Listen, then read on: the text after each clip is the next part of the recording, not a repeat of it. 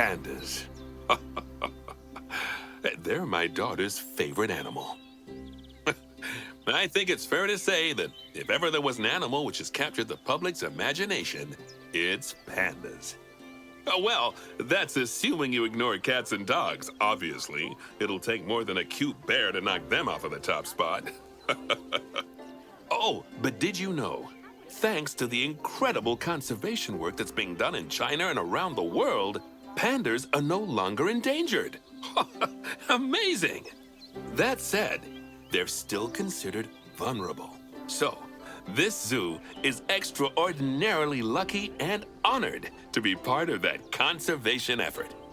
It really speaks to our reputation, a reputation that you're going to be in charge of maintaining, along with all the general maintaining too.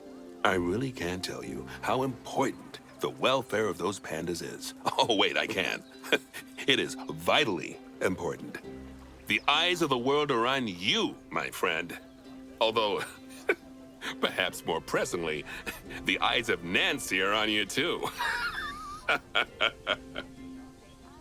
Welcome to China.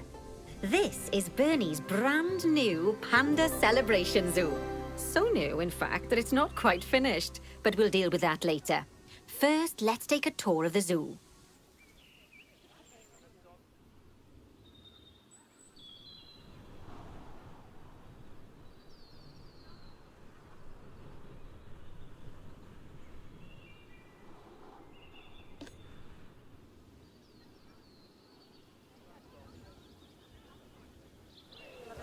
Obviously, the giant pandas are the main attraction for this zoo, and luckily for us, we have one which was born just a few days ago. Let's go and have a look at it. Go on, don't be shy. Select the panda cub. And click on the camera to enter animal camera mode. Oh, doesn't it just warm the cockles of your heart? So cute! Did you know that giant pandas, or Ailuropoda merileuca for being formal, are the only entirely herbivorous bears? They can actually eat up to 38 kilos of bamboo a day. Not that surprising, given that they'll spend up to 14 hours a day chomping away. I don't imagine this little fluff ball has that kind of appetite yet, though. Oh no. I just got word from one of our keepers that a sable antelope was placed into a habitat without going through quarantine first, and that they're displaying signs of disease. We'll have to move them into quarantine to stop the infection from spreading to the other animals. To do that, go to the highlighted habitat, find the infected animal, and then select them to bring up their information panel.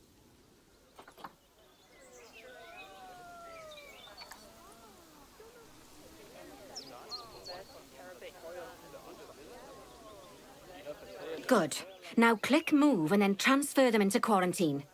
I've highlighted the quarantine facility in the zoo for you.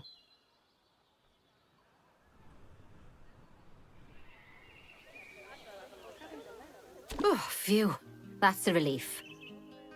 Now that we've stopped the infection from spreading any further, we need to build a vet surgery so the antelope can be treated and then returned to his habitat. I've already highlighted where I'd like you to build it, so why don't we head over there?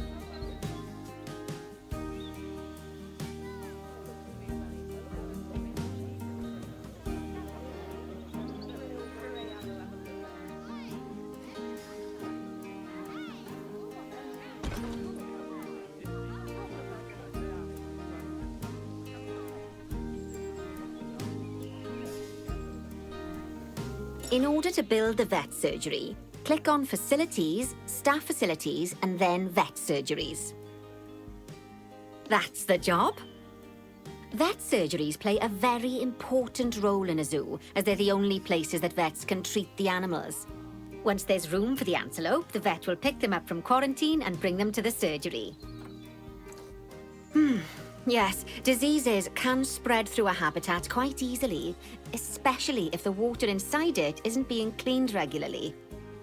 As it happens, I just got a report that one of our water treatment facilities has broken down and the water in the flamingo and saltwater crocodile habitats has gotten dirty.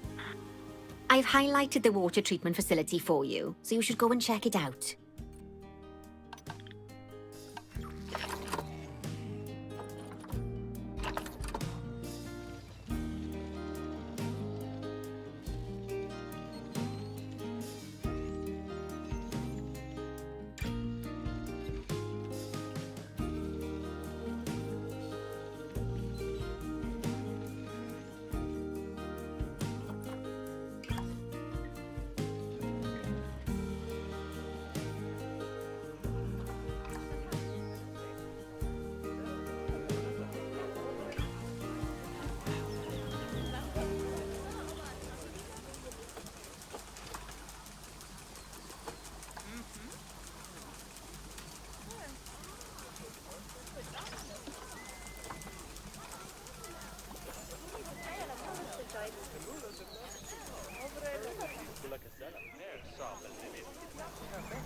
Click on the water treatment facility to bring up its information panel. Yes, I don't think you need a degree in mechanics to tell that this thing's thoroughly banjaxed. Click Call Mechanic to get them to come over and fix it for us. So, just to explain, water treatment facilities work in a similar manner to power sources, in that they have a radius of influence around them. That means any body of water which is even partly within that radius will be cleaned automatically. Also, like power sources, if they get damaged, that radius of influence will shrink, meaning that it might stop cleaning water sources which were only just within its reach. If you want to check how much of your zoo is covered by your water treatment facilities, then there's a heat map you can use to see the coverage. That way, you can quickly spot problem areas and rectify the issue. Good work.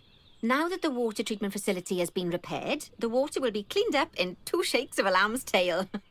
You can also use mechanics to repair power facilities, transport rides, spins, benches, signs, and, as you already know, habitat barriers. Now, I'll be honest, I'm still a little worried about that disease scare we had, so I think we should do some research into it. Doing research into a disease can help prevent future outbreaks of it. And even if we do have an outbreak, it'll make the disease much less potent. I'd like you to start some research into bordetellosis. Disease research can be found in vet research, so head over to your research centre and get one of the vets researching it.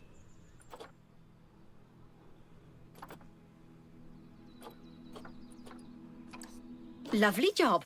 Once that research is complete, I expect we'll send that disease packing in no time. Whew! That was a close-run thing with those antelopes. I dread to think what might have happened if you hadn't got them into quarantine as quickly as you did. Fast thinking there. We had a horrible outbreak of viral gastroenteritis here at Goodwin House.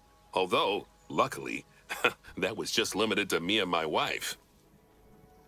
Right. Now that we've got all our urgent tasks in hand, we can start to focus on the guests and improving their time in the park. You see, you can also do research into new and improved guest facilities, transport rides, as well as new types of barrier and other things via the workshop. I've highlighted the workshop for you, so head over there, select it, and then click on View Workshop. And finally, assign a mechanic to research souvenir shops by dragging and dropping them onto it. I can't wait to see what they come up with.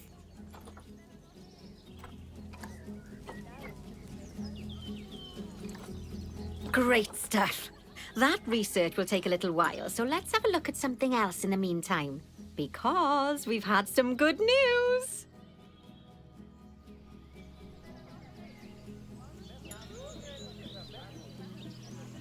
It turns out that we're allowed to adopt more giant pandas. The authorities have given us 3 females to help with our breeding program. Even so, I'm sure you know how notoriously difficult it is to get pandas to breed, so we'll have to be patient. Our current giant panda habitat is full to the brim, but luckily we've already got another habitat ready to go. But before we move our new pandas in, they'll need to go through quarantine. Of course, we can't do that until we've accepted them. So open up animal trading and go into the animal reward section. Just click transfer to animal storage next to each of the pandas, and then they'll be sent there. Finally, we can send them from animal storage to quarantine. To do that, just select them in animal storage, then click send to zoo, and then click on the quarantine facility in the zoo. Don't worry, I've highlighted it for you so you can find it easily. While we wait for them to clear quarantine, you should set up their new habitat so they feel at home in there. I'll also need you to bring over one of the male pandas from our other habitat, because without him, we're not going to have much of a breeding program, are we? So go on, move him over and get everything set up for your pandas.